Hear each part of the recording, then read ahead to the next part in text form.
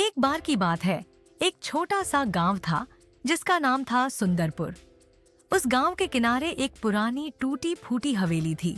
गांव के बच्चों को अक्सर उनके माता पिता उस हवेली के पास जाने से मना करते थे, क्योंकि कहा जाता था कि वहां अजीब घटनाएं होती हैं। एक दिन 3 दोस्तों रीमा, रोहन और साहिल ने हवेली के पास जाने का फैसला किया। वे बहुत ही जिज्ञासु थे और जानना चाहते थे कि आखिर वहां ऐसा क्या है जिसे लेकर सभी डरते हैं। शाम का समय था और सूरज ढलने ही वाला था जब वे हवेली के पास पहुंचे। हवेली पर पुराने बेलों ने कब्जा कर रखा था और उसकी खिड़कियां टूटी हुई थीं।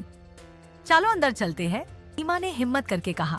साहिल और रोहन ने पहले तो सोचा, लेकिन फिर वे भी तैयार हो गए। तीनों ने दरवाजा खोला और अंदर घुस गए। अंदर अंधेरा था और एक अजीब सी ठंडी हवा बह रही थी। अचानक साहिल ने एक हल्की सी आवाज सुनी। क्या तुमने भी सुना? उसने बाकी दोनों से पूछा। रीमा और रोहन ने सिर हिला दिया। अब तीनों का दिल जोर जोर से धड़कने लगा था। अचानक हवेली के कोने से एक परछाई हिलती हुई दिखाई दी। वह परछाई धीरे धीरे उनकी तरफ बढ़ने लगी। तीनों ने डर के मारे चिल्लाना शुरू कर दिया और बाहर भागने लगे। परछाई भी उनके पीछे पीछे दौड़ने लगी। बाहर भागो, रोहन ने चिल्लाते हुए कहा। वे जैसे तैसे बाहर पहुंचे और देखा कि परछाई अब भी उनके पीछे थी। तभी पास के मंदिर की घंटी बजने लगी। जैसे ही घंटी की आवाज हवेली तक पहुंची, परछाई गायब हो गई। बच्चे गांव की तरफ भागते हुए वापस आए और उन्होंने अपने माता पिता को सारी घटना बताई। उनके माता पिता ने कहा कि उस हवेली में एक बहुत समय पहले एक बूढ़ी औरत रहती थी जो अचानक गायब हो गई थी।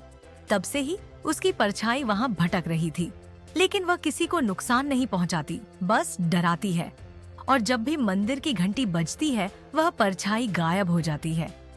उस दिन के बाद तीनों दोस्तों ने ठान लिया कि वे अब कभी उस हवेली के पास नहीं जाएंगे।